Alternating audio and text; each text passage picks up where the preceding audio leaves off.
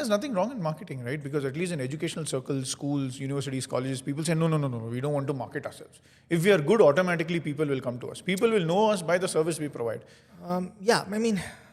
If you are the only coffee shop on Mars, yes, every Martian will come to you. But the minute there are 10 coffee shops, people will judge you based on your lack of visibility or poor quality product. And again, that's a perception, right? There's a famous Pepsi versus Coca-Cola test where people could not identify which drink was which. It was purely by the label that the differentiation happened, right?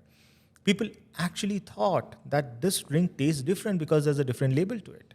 So mind is the most powerful marketing engine there is. That is, my customer's mind is the most powerful marketing engine. And what I have to do is I have to hack their brains.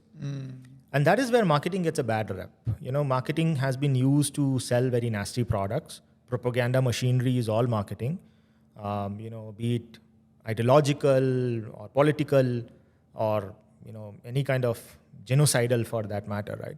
Whenever you do propaganda for any kind of ideology, it is nothing but marketing. You're kind of changing perception. But it's been used for nasty things. But hey, this is the thing, right? Splitting an atom, you can make energy or you can make a bomb. It's a tool.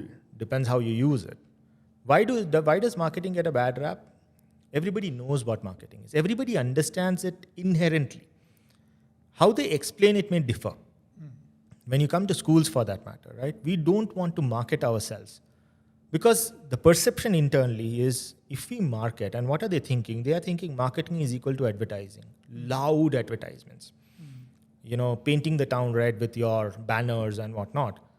They are not thinking of marketing as something as simple as telling people what you do for their kids. The point is missing. That's the reason when you say marketing, different audiences perceive it differently. If you go to a lawyer in India, say, I will do marketing for you, they will run away because legally, they're not allowed to. They're not allowed to market themselves. Right, even doctors and CAs. Yeah. But you tell them that I am calling you as a speaker to a conference. They will happily come, not recognizing that is also marketing.